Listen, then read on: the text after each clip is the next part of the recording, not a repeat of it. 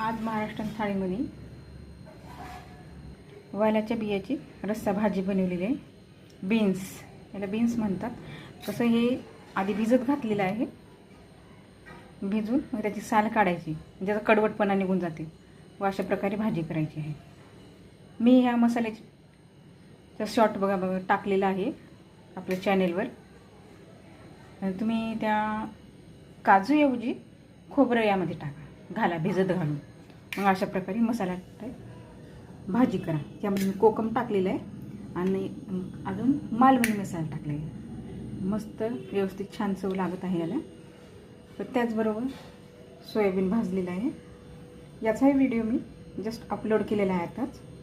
तुम्ही बघू शकता कसं केलं ते, कशा प्रकारे करायचं आहे ते. व्यवस्थित मस्त रेड गोल्डन कलर आलेला आहे याला छान. तर त्याचबरोबर आपल्या सॅलेडमध्ये बीट, टोमॅटो, त्याचबरोबर भात, लोणचं आणि चपाती. शक्यतो चपातीबरोबर छान लागते भाजी, म्हणून मी चपातीच घेतलेली आहे. बघा अशा प्रकारे थाळी ट्राय करून बघा, तुम्हाला नक्की आवडेल. ही भाजी तर खूप आवडेल भाजी, कारण आपण नेहमीच मटकी हे खातो. त्याबरोबर हे बीन्सची भाजी करा.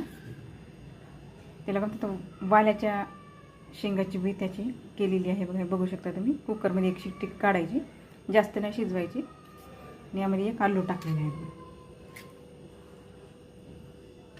अशा प्रकारे आज मी थाळी बनवली आहे. तुम्हाला कशी वाटली नक्की सांगा. व अजून कोणत्या प्रकारच्या भाज्या तुम्हाला बघायच्या आहेत नक्की कमेंट करा. व आवडल्यास नक्की चॅनलला लाईक करा, शेअर करा, सबस्क्राईब करा. थँक्यू.